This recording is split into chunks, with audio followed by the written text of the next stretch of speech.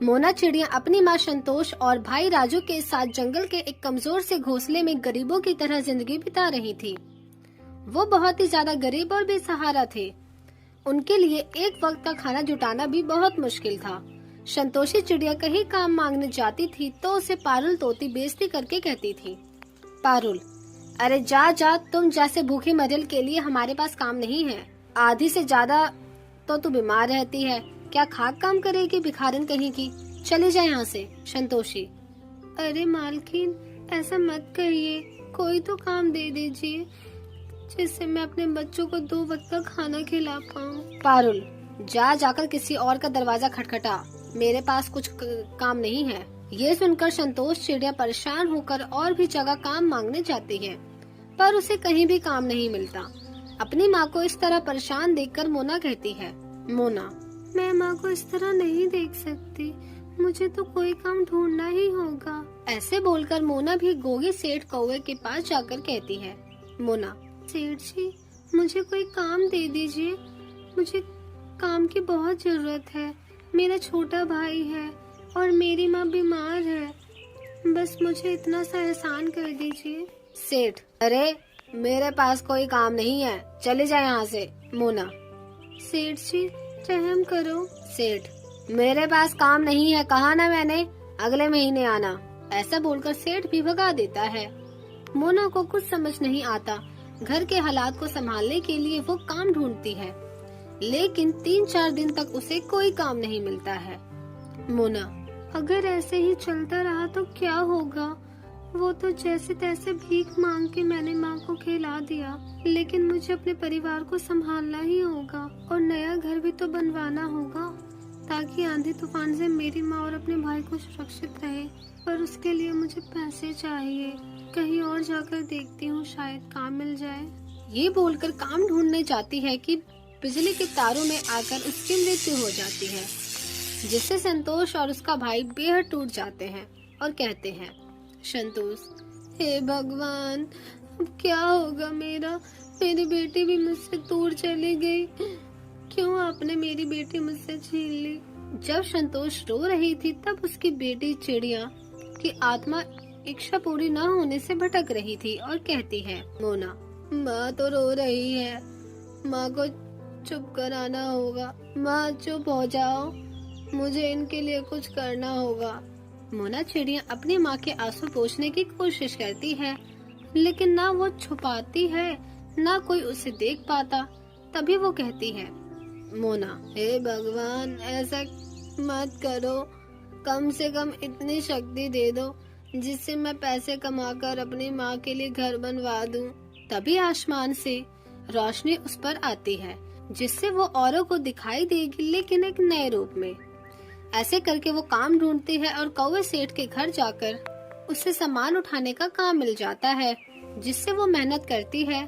फिर वो कुछ बोरियां उठाकर उसके घर में रखती है, जिससे 15 दिन काम करने के बाद उसे पैसे मिल जाते हैं और वो कहती है, मोना, शुक्रिया भगवान जी, आपने इतने पैसे दे दिए, अब मैं इनसे नया घर बनवा दूंगी। मोना चिड़िया की आत्मा एक नया घर बनवा लेती है। साथ ही वो कौवा सेठ के घर पर और मेहनत करती है और पैसों को इकट्ठा करके संतोष के सामने जाकर कहती है, मोना, माँ ये लो पैसे और मेरे साथ एक जगह चलो।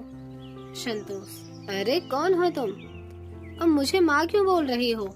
मेरी बेटी के अलावा मुझे और कोई माँ नहीं बोल सकता। मोना, माँ मैं तुम्हारी ही बेटी हूँ जो दूसरा रूप बदल कर आई हूँ, ये देखो। ऐसा बोलकर वो अपनी माँ के सामने असली रूप में आकर बोलती है, मोना, माँ मेरे प्रण ना पूरा होने के कारण मेरी आत्मा भटक रही थी, इसलिए मैंने अपनी मेहनत से काम किया है और एक नया घर बनवाया है।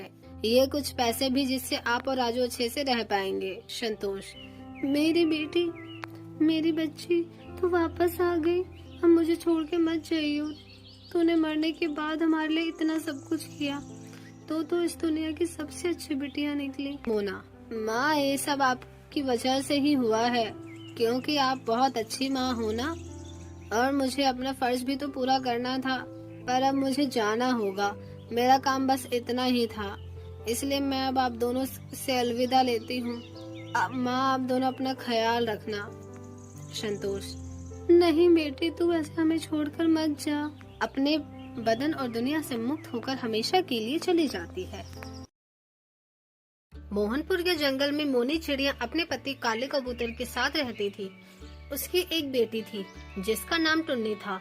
मोनी चिड़िया और कालू कबूतर मजदूरी किया करते थे। उनको मजदूरी करके जो भी पैसे मिलते थे, आधे पैसे अपनी बेटी की शादी के लिए जमा करते थे और आधे पैसे से अपना घर चलाते थे। समय गुजर रहा था। एक दिन मोनी चिड़िया अपने पति कालू कबूतर से कहती है, मोनी चिड़िया, देखिए जी, अपनी बेटी बड़ी हो गई है। बिरादरी में कोई अच्छा सा वर ढूंढना शुरू कर दो और अपने सगे संबंधी को भी बता दो कि हम अपनी बेटी की शादी करना चाहते हैं। अगर उनकी नजर में कोई योग्य वर हो तो हमें बताएं। यदि हम लोग किसी को भी कुछ नहीं बताएंगे तो उनको कैसे पता चलेगा कि हम अपनी बिटिया की शादी करना चाहते हैं। कालू कबूतर, मोनी, तुम बात तो सही कह रही हो, लेकिन अभी हमारे पास इतने पैसे कहाँ हैं कि हम अपनी बेटी की धूमधाम से शादी कर सके, और दहेज भी तो देना होगा। इतना सब कुछ कहाँ से होगा। मोनी चिड़िया, टुन्नी के पापा, अब हम इस तरह से अपनी बेटी को कितने दिनों तक घर पे बिठा के रखेंगे। कुछ तो करना ही होगा। तुम ऐसा करो, साहूकार चील के पास जाकर कुछ पैसे उधार ले आओ। धीरे धीरे हम उनका उधार चुका देंगे। कालू कबूतर, ठीक है, मैं कल ही उस चील के पास जाकर उससे बात करता हूँ। कालू कबूतर मोनी चिड़िया की बातों में अपनी सहमति जताता है और अगले दिन साहूकार चील के पास जाता है। कालू कबूतर, साहूकार जी, अब मेरी बिटिया बड़ी हो गई है। मैं अपनी बिटिया की शादी करना चाहता हूँ, पर पैसे थोड़े कम पड़ रहे हैं। अगर आप उधार दे दें तो मैं अपनी बिटिया की शादी धूमधाम से कर पाता। कोको चील, ठीक है कालू कबूतर, पैसे तो मैं दे दूंगा, पर तुम गिरवी रखने के लिए क्या लाए हो। मैं अब बिना गारंटी किसी को पैसे नहीं देता। अगर कहीं तुम मेरे पैसे लेकर मुकर गए तो मैं कहाँ जाऊँगा। यदि तुम्हारे पास कुछ है तो तुम अपने गिरवी रख लो, पैसे ले जाओ। कालू कबूतर हमेशा की तरह निराश मन से अपने घर वापस लौट जाता है और सारी बात मोनी को बताता है। मोनी चिड़िया, अब क्या होगा जी, हम लोगों के पास तो गिरवी रखने के लिए कोई सामान नहीं है। क्यों ना हम ऐसा करें, अपना घर साहूकार के पास गिरवी रख दें। कम से कम अपनी बिटिया का घर तो बच जाएगा। हम और ज्यादा मेहनत करेंगे, फिर साहूकार का कर्ज चुका देंगे। अगले दिन कालू कबूतर चील के पास अपना घर गिरवी रख देता है और उससे पैसे ले लेता है। फिर अपनी बेटी के लिए अच्छा रिश्ता ढूंढता है और जल्द ही टुन्नी की शादी चंदू कौवे से हो जाती है।